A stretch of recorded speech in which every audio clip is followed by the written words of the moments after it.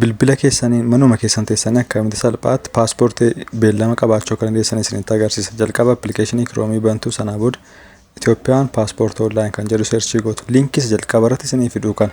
Isa kana cuqaastu jechuudha. Isa dura garuu maal gootu gararraa bilbila mataa keessanii irraa maaltu jira tuqaa sadii jira. Isa yeroo tuqxanii bilbila keessa maal gootu gara deesktooppiitti jijjiirtu. Yeroo akkas gootanii akkan isinitti agarsiisaa kana jechaadha. Akka kompiitaraatti bilbila keessanii irratti waan hundumaa isinii fidee ilaaltu jechuudha. Sanaa booda yeroo peejii kana isinii fidu passport appointment kan jedhu tuqxu gararraa saraa dubbistanii jechaadha. Sanaa booda gara peejii kanaatti isin fida. Yeroo gara peejii kanaatti isin dhufu start individual appointment kan jedhu kana tuqxu. Yeroo kana gara peejii kanaatti gara kanaatti isin fida. Sanaa booda jalqabarra jiru jechuudha. New personal appointment kan jedhu.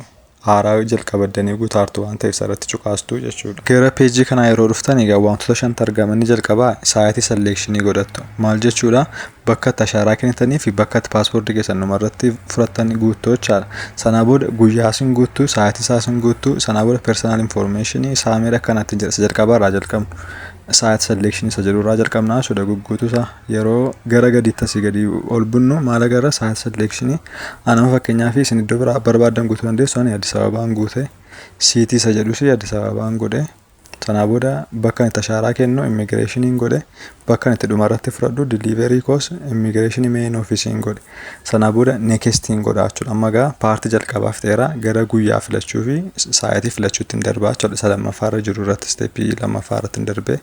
Sanaa booda guyyaa galaa kun akkuma isin argaa jirtan kun amma beellamni kun sagana 2026 waggaa ganaa ji'a 8 booda minaamanidha jechaadha. Akkuma argaa jirtan hanga 2026 beellamni gaa qabamee dhumeera. Isuma keessaatiyyuu guyyaa ji'a naaf fidee jiru kana keessatti guyyaa 5 qofa naaf iyyamee jira jechaadha. Guyyaa anis achi keessaatii sanyoo irra jiruun filadhe. Sanaa booda gara saayitii filachuutti na deebise.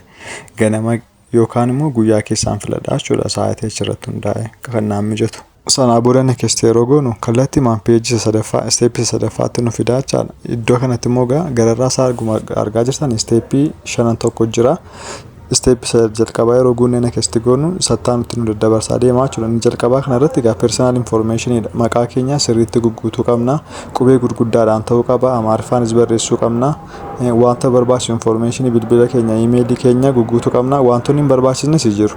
Orri fakkeenyaaf gara mataa isaanii irraa qayii kookabii hin qabne isa dhiisnee darbuu dandeenya jechaadha. Akkanatti argii guunneeti kalaandarii date of birth hin filan. Yeroo filannu garuu lakkoofsaan barreessuu hin dandeenyu. Mallattoo ishee kalaandarii sana xunnaa sanaa booda bifa kanaan nu fida. Sanaa booda keessaatti jalqaba bara filan. Sanaa booda ji'a filan. Sanaa booda ingiliffaanidha jechuudha. Giriikooriyaal kalaandariidha kan faranjiidhaan malee Itoophiyaa miti. Sanaa booda akkanatti argii guunnee raanneeti gara steepii itti nu dabarsan selection regionii filannaa. Sanaa booda bakka amma jiraachaa jirru jechaadha. Sanaa booda ergisa filanneeti ammas next goona gara peejii sataanutti family detail kana dhiisnee darbuu dandeenya next goona. Amma qixa kanatti bakka peejiitti filannoo nu fide. Peejii 32 jira 64 jira. As keessaati amma ni 30 peejiin 32 isa birrii 5,000dhaan nuun guunnuudha jechaadha. Birriin isaan dabalanii 64 minaamin ammaaf kanuma filattoo jechaadha. Erga next goone amma immoo gara faayila keenya birth certificate fi mattaawaqaa keenya isa PDF isaa qopheessine bakka itti upload goonu bakka kanatti nu fidaa jechaadha. Jalqaba utuu as page internet website irra galiin isa qopheessuu qabdu jechuudha PDF isa. Garuu immoo asirratti maaltu gochuu qabdu faayilli keenya waan MB gadi ta'uu qaba jechuudha. Isaa ol taanaan hin fudhatu waan ta'eef.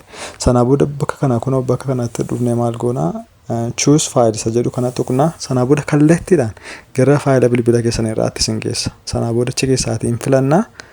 Akkuma isin argaa jirtan kan koommanaa fudhateera jechuudha. Maaliif ree MB tokko gadi waan ta'eef. Amma next godheera gara peejii itti aanutti dabarseera jechuudha. Peejii ergaa jirtan kana egaa screenshot gootanii kaawwachuu qabdu. Kana qofa miti jalattis kan dhufu jira. Lachuusaa screenshot gootanii kaawwatu jechuudha. Maaliif ree gaafa ashaaraa kennu guyyaan beellamaa keessan ga'u sana kana dirqamaa jechuudha fudhattanii dhaquun. Print godhatanii kaa'achuu qabdu. Iddoo sirriisaa kaa'achuu qabdu jechuudha peejii isa kanaa wajjin.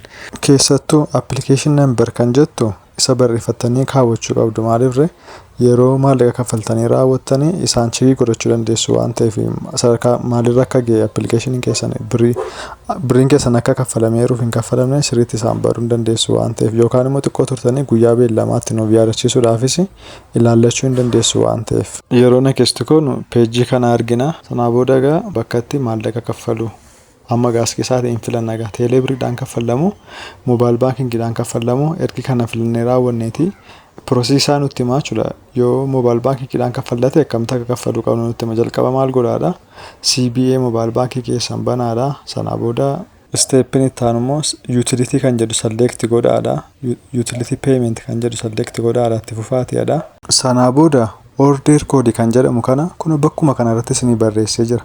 Kana barreeffachuu qabdu jechuudha qabachuu qabdu maalirra yeroo kaffaluu deemtanii order koodii kana dha jechuudha kan isin barreessitan EP minaamin 1057 minaamin jedhee jalqabaa jiru kun fakkeenyaadha jechuudha kan keessan kan biraa kun kan nama biraa yeroo yaalaa jiru naaf fideedha. Akkamitti akka kaffaltanii bifuma kanaan isinitti agarsiisaa jechuudha. Isin hordoftanii kaffaluu qabdu jechaadha.